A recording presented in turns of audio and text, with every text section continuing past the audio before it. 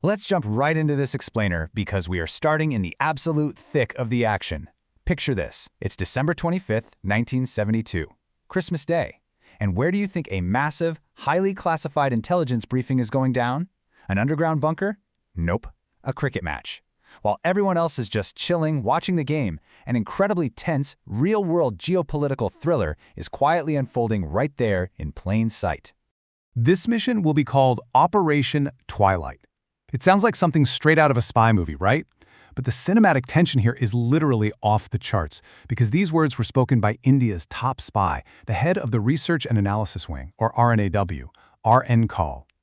Just imagine him whispering those exact world-shifting words to his most trusted officers, completely drowned out by the roar of thousands of cheering sports fans. So, we're at Delhi's Kotla Stadium. It's this intense India versus England test match. Two R&AW officers, P.N. Banerjee and A.S. Siali, are sitting right there in the stands. To anyone walking by, they look exactly like two die-hard fans passionately debating the game. But you know what? While the crowd was watching the fall of a wicket, Kapoor and his team were actually laying the groundwork to silently and permanently change the map of South Asia. What exactly were they planning? Well, the crucial thing to understand here is that this wasn't about building a brand new nation from scratch, like they had just helped do with Bangladesh back in '71.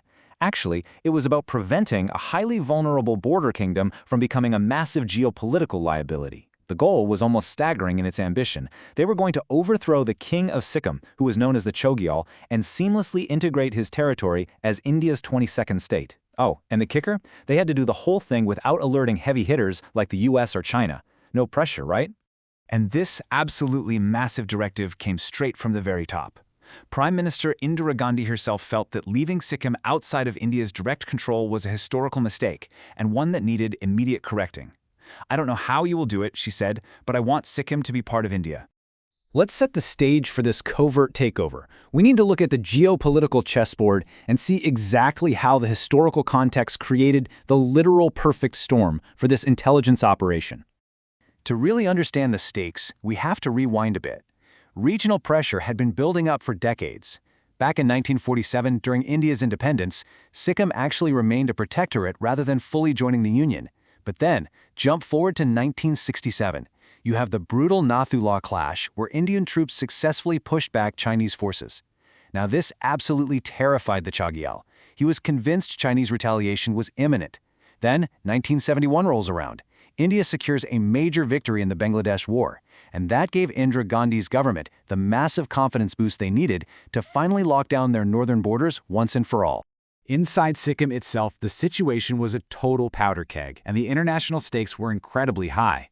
You basically had two main local factions pulling the kingdom in completely opposite directions. And interestingly enough, both were heavily influenced by their foreign-born wives. On one side, you have the monarchy, led by the Chogyal and his American wife, Hope Cook.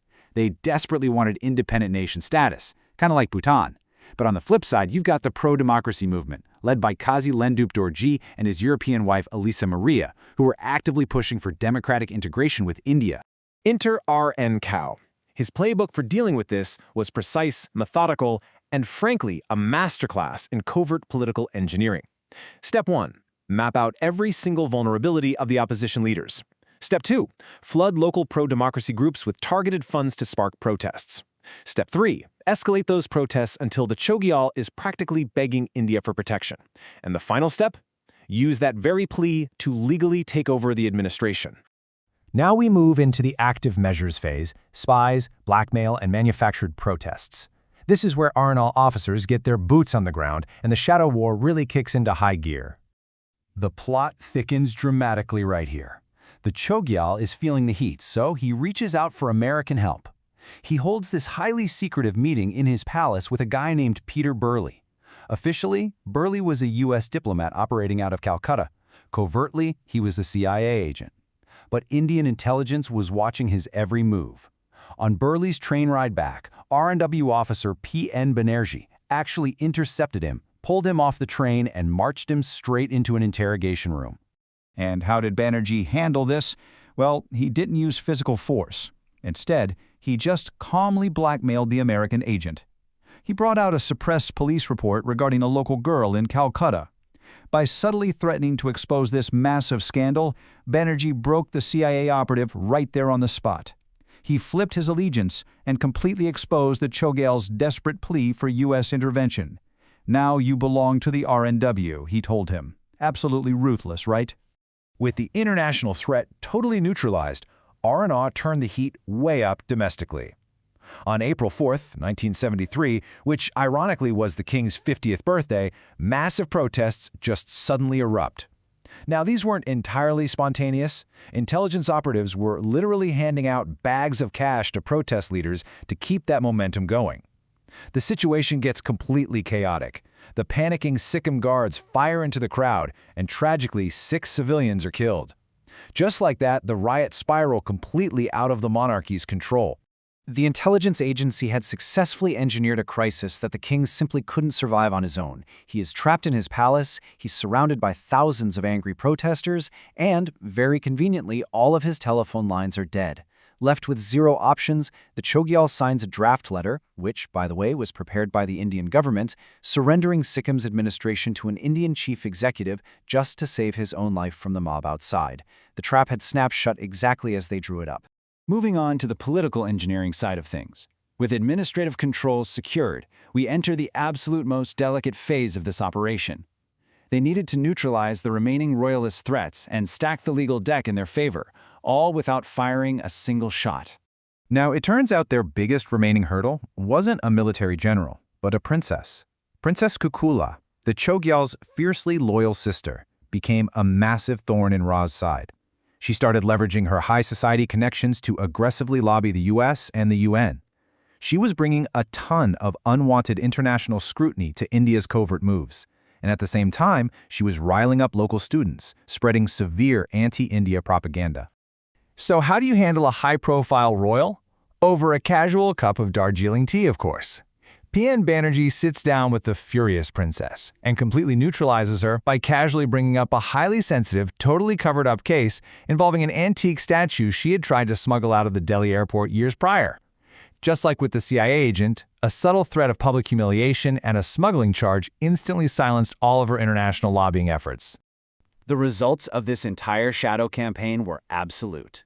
Thanks to R&AW's heavy financial and strategic backing, the 1974 Sikkim Assembly elections resulted in a near-total electoral wipeout. The pro-India faction won a staggering 31 out of 32 seats. This victory was the golden ticket. It provided the undeniable democratic mandate, and more importantly, set the legal stage necessary for total annexation. Bringing us to the final checkmate, disarming the guards and officially rewriting the map.